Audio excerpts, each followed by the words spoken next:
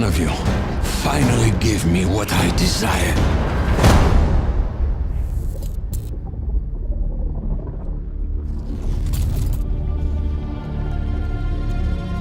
Yes, we will.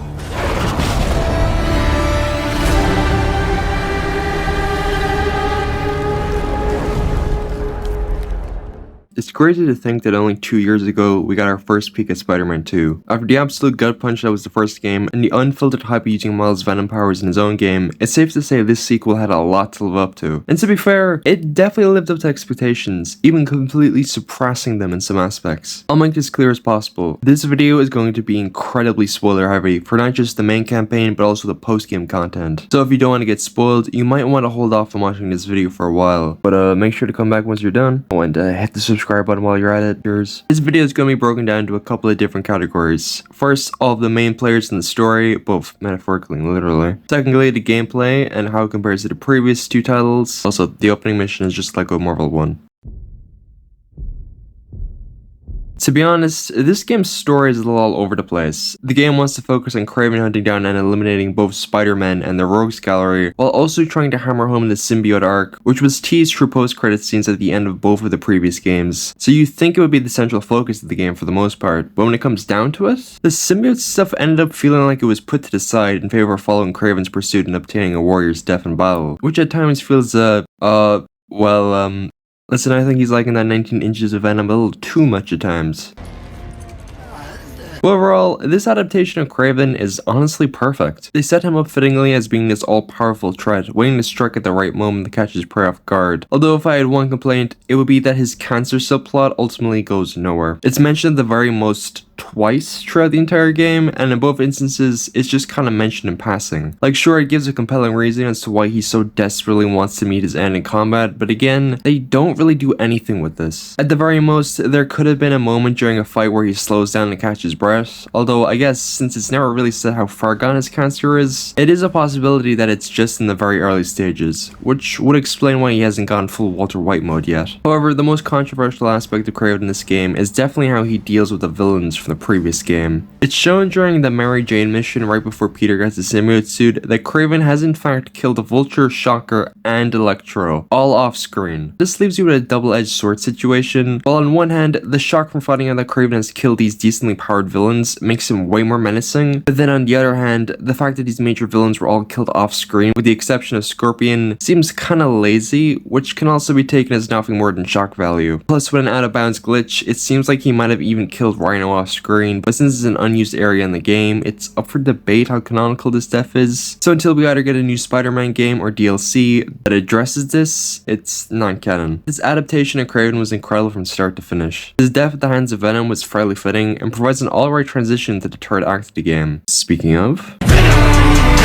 this is like a polar opposite in both a good and a bad way, because on one hand, this adaptation of Venom is metal as fuck, but he also literally has no personality, is more of a plot device than a character, which is sort of a letdown. Anyway, there's some very minor elements of banter here and there. Miles, I'm not seeing a rock.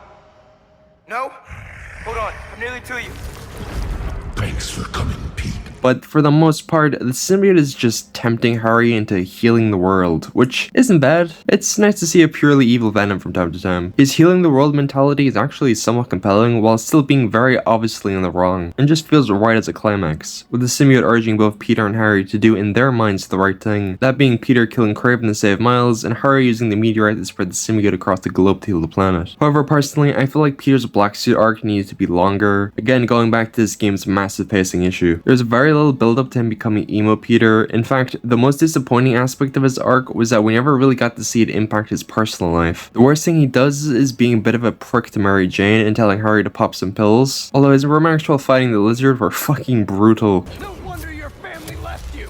I'm not saying he should have been full Billy Maguire mode, but I don't know, it just doesn't leave that much of an impression after he loses the symbiote. Now the way he gets the symbiote on the other hand was excellently handled, by having Peter hanging on for dear life after getting the London special from Kraven. Insomniac really nailed the emotional intensity of the scene by having you play as Mary Jane, holding up Peter DM to safety while Harry beats the ever-living shit out of Kraven. It's honestly surprising that Kraven just kinda walked that shit off, to be honest. The Agent Venom suit was a nice surprise, and the buddy cop aspect of Peter and Harry's hunt for Tombstone was a nice bonding moment. moment. The biggest surprise of all was the fact you could play as Venom. Huh? This shit was fucking insane. Like, he just completely kicks ass and throws these poor, overworked Oscorp security guards around like they're goddamn chew toys. Insomniac, I beg you. I don't care how it happens or when it happens, but please just give us a Venom game or DLC. This anti-Venom suit isn't it though. The lenses are way too thick. It looks like they tried to emulate the gigantic bug eyes that John Romita Jr. Spider-Man had, but just made the outlines way too big. The black marks around his hips are way too extra and ends up feeling like a really shitty MCU-esque take on the Future Foundation suit. The black markings under his arms are kinda cool, but they just gave up for some reason and cut the lines off before they reached the gloves of the suit. At least have the palms of the gloves be all black, or have like, I don't know, a pointed design on the suit's wrists.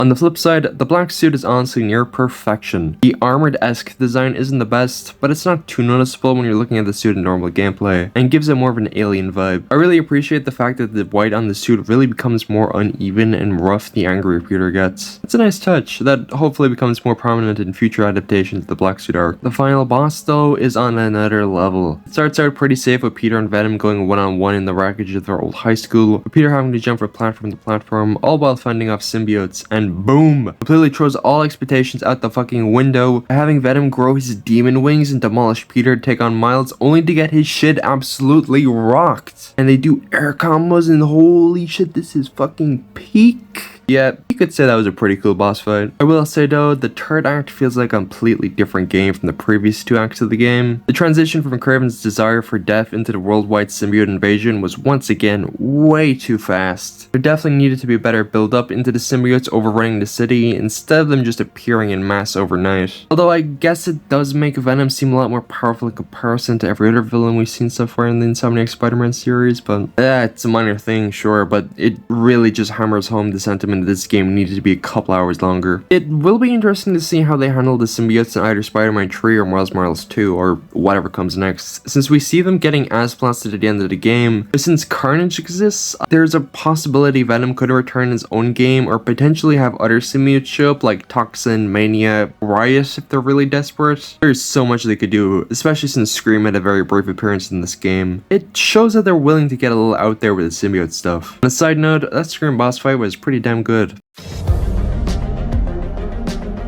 Oh, they did Miles so dirty in this game, man. He gets sidelined a lot throughout the game, which is understandable to some extent, since it's been made very clear for the past half a decade that this game was going to have a heavy focus on Peter and Harry, but like, at least try to write Miles into the story a bit more. The side content kinda makes up for it, since it's heavily focused on Miles, but man, you think they do a bit more with his stepdad subplot and all, but no. Instead, it's used for a post-credit scene to tease Silk, which like, you could have done that while also having Miles coming to accept his new dad throughout the course of the main story. Miles' revenge arc was honestly pretty good and felt very natural considering how shitty of a person Martin Lee revealed himself to be in the first installment, especially when Miles flat out saying he can't forgive Martin for what he's done. Although again, Martin Lee's redemption arc could have been a bit better if Insomniac just extended the story a little bit more. It was kind of weird that Miles got his blue Venom powers from Lee instead of just getting a power boost from absorbing all that energy in the end of his own game, but yeah, it worked. In fact, that perfectly sums up Miles' character in this game.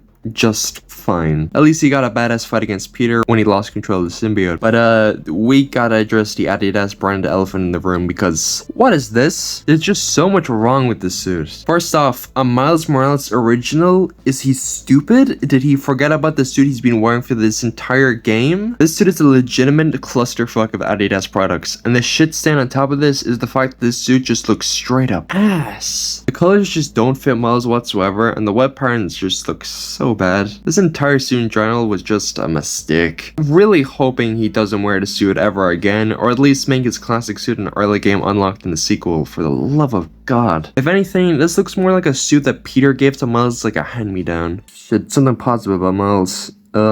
This was a cool callback.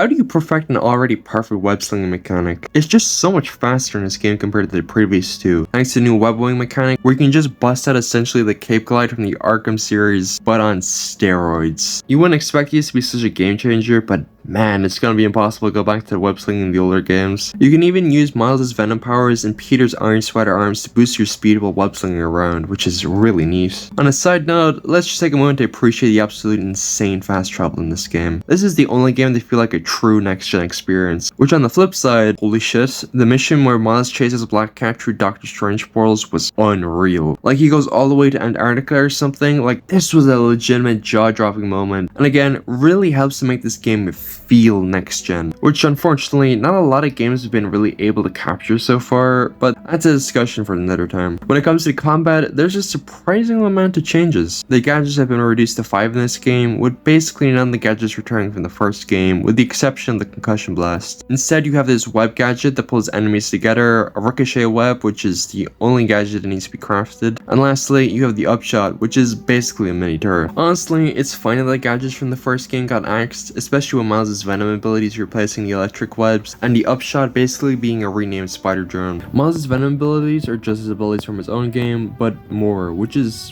what you want from a sequel. You even have the symbiote surge ability from Shattered Dimensions. Plus, there's also the Iron Spider armor abilities, but like, these are really lame in comparison. Honestly, while Spider-Man 2 was a spectacular game, it really missed the mark when it came to the story and post-game, but kind of putting in comparison to the other two Insomniac Spider-Man games, I'd place Spider-Man 2 in between the first game and Miles Morales when it comes to the story, and when it comes to the gameplay, Spider-Man 2 easily clears the prior two games. Again, I just want to really hammer home the fact that the pacing in this game is not great. Like, in total, the story is about maybe 12 hours, 15 if you're really just like fucking around. Again, it's short. I feel like it should have been 20, or maybe even 25, because there's just so much in this game that needed to be fleshed out, like the symbiote suit. But bitching aside, if I was to put a score on this game, it'd still be like a 9 out of 10, although a light 9 out of 10. It's an amazing game overall, but again, the pacing. Needless to say, I'm super pumped for what Insomniac is cooking up for Spider-Man 3, especially with the possibility of a superior Spider-Man arc of some kind, and of course the Green Goblin. Who knows, maybe even the Hobgoblin. Before this video finally comes to an end, I want to thank each and every one of you for the support this year. I started this channel as a way to differentiate from my usual LEGO content, and did not expect this channel to blow up in the way it did, so thank you all for the continued support. I know the gap between videos has been kind of sporadic, but going forward with the new year, I hope to do monthly uploads. And fingers crossed, finish the Clone Wars retrospective over the summer, since those videos take up a lot of time, which I don't really have with school and personal stuff. But they'll finally wrap this video up. A Merry Christmas and a Happy New Year. See ya.